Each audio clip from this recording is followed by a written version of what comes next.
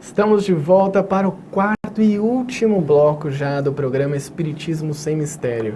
Irmã, tivemos mais algumas participações muito interessantes aqui no Facebook. O pessoal está ligadíssimo ali. Vamos ao partilhar. Controle Universal. Vamos pôr em prática aqui a aula do controle universal. Exatamente. Olha que interessante o que aconteceu. Você que está em casa, vocês estão entendendo que a gente já está criando uma relação muito mais próxima.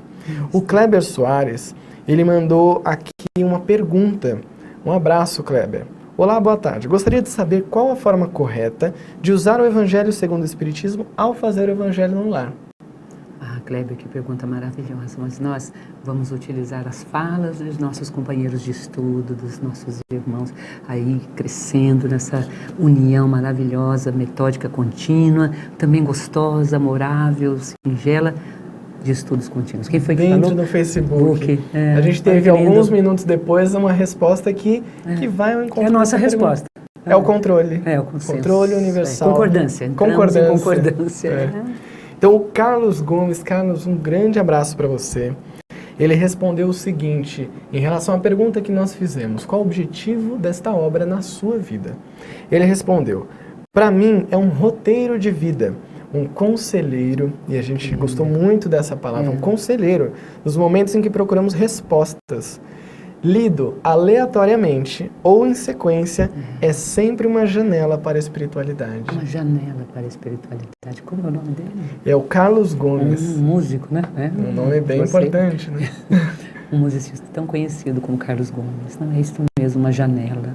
Que Muito linda obrigado, imagem. Carlos. Muito obrigada, Carlos. Emocionou a gente aqui, viu? E respondeu o nosso amigo Kleber. A gente pode ler sequencialmente, né, durante o Evangelho no lar, ou conviver com ele, levar na bolsa, tem os evangelhos pequenos, edição de bolso, né, para você utilizá-lo na rua. Que facilita, né? Em momentos que você precisa, ou estudo, ou a vontade de conviver com as vozes dos céus, né, sem dúvida, junto de nós. E aqui tivemos também uma participação internacional, irmã. Lá dos Estados Unidos, do Texas, a Deise Scatena. Ela diz o seguinte, eu quero dizer que o Evangelho segundo o Espiritismo, para mim, é o guia diário de evolução. E quero dizer que ouvindo ele na voz da irmã Eliana, que aqui está, é como ouvir um anjo do céu. E é mesmo, irmã. Eu concordo com a Deise. Todos falam dessa voz. Eu concordo plenamente. Eu não tenho noção da minha voz, mas as pessoas falam dessa voz. Eu agradeço a Deus, né, ter me dado essa voz.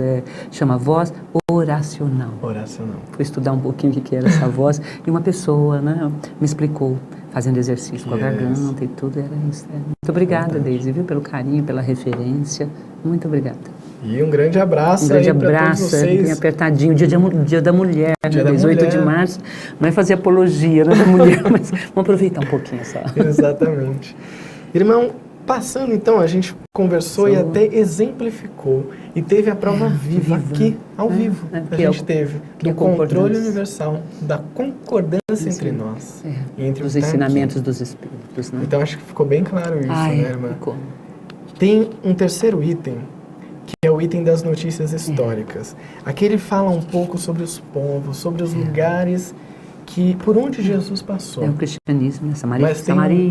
Exatamente. Nazarenos, quem eram? Publicanos, portageiros. Os essênios. Fariseus, sinagoga, os escribas. Aqui é uma descrição, né, do ambiente histórico e cultural em que nasceu Jesus de Nazaré.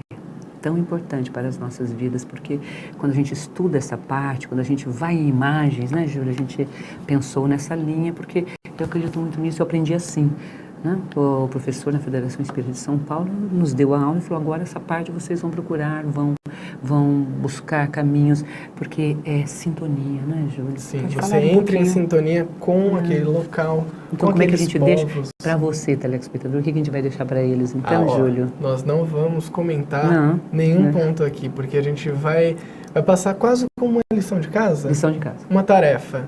Você que está aí nos acompanhando, procura lá, procura cada um desses nomes e veja as imagens. Se conecte com essas imagens, com esses povos, quem foram eles, por onde Jesus passou, por onde ele esteve, com quem ele esteve.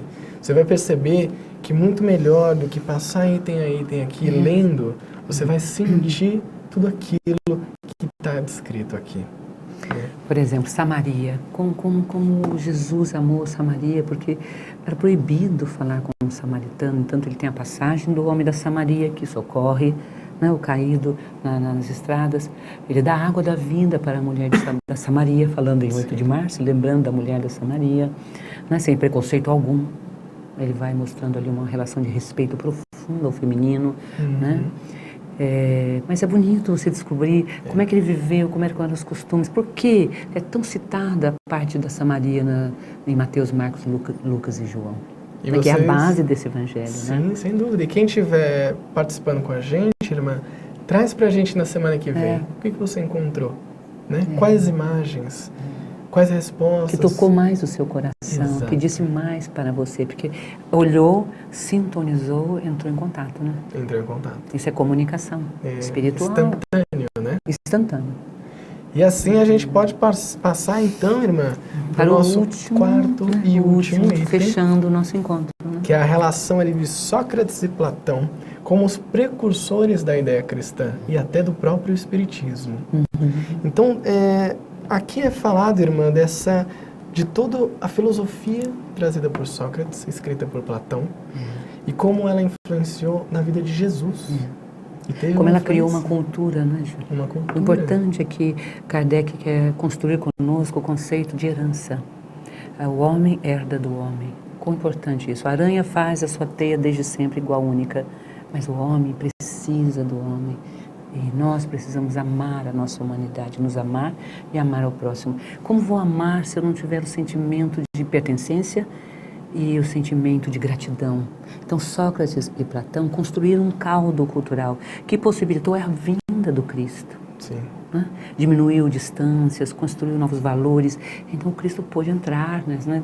Fazer toda a sua restrição e entrar no orbe para trazer a mensagem maior para nós. Nós poderíamos realmente dizer que eles prepararam a base. Prepararam a base. E sempre, em todos os tempos, né, nós tivemos seres que põem o tijolo na construção e a gente vai herdando do homem. Então, a construção é importante. Aqui é isso. Ele quer mostrar que o Espiritismo é herdeiro.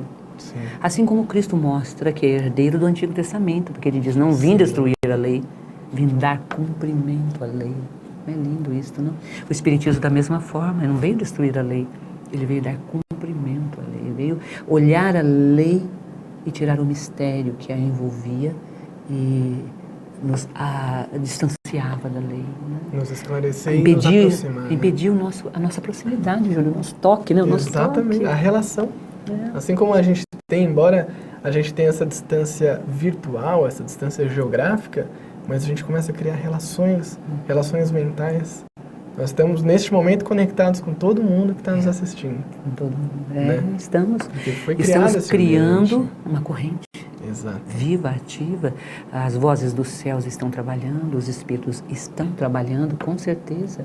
Aí no seu lar. Né? Nesse copo d'água aqui está o nosso para a nossa sede, né? Mas onde tem amor, o fluido penetra e atravessa-nos e nos cura e nos evolve, né?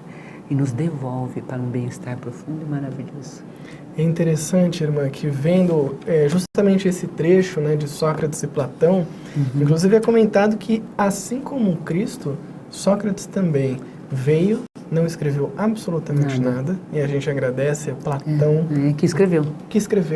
Né? Em Sócrates temos um discípulo, né? Platão, que escreve. No Cristo nós temos Mateus, Marcos, Lucas e João. Exatamente. E em 1860, a data certinha, o Livro dos Espíritos, nosso Allan Kardec, trazendo novamente a memória eterna do Cristo para nós. Retornando isso para nós. E assim como Cristo, Sócrates também, ele traz, né, todo esse ensinamento como um exemplo vivo. Isso. Ainda que tenha passado por todas aquelas dificuldades, que ele tenha sido inclusive morto como um criminoso. Ele foi. Assim como Cristo.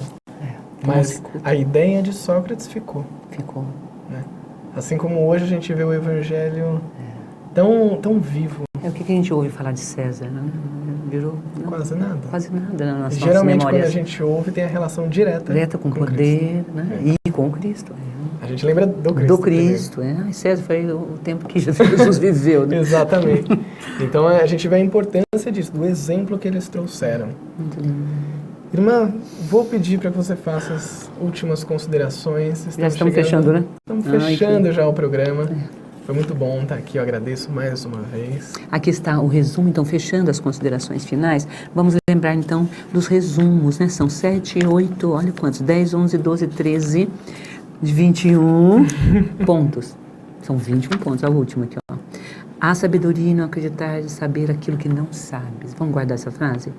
Há sabedoria em não acreditar e saber aquilo que não sabes. É muito importante esse conceito. O tempo todo nós estamos caindo ou perdendo a luz porque a gente acha que sabe.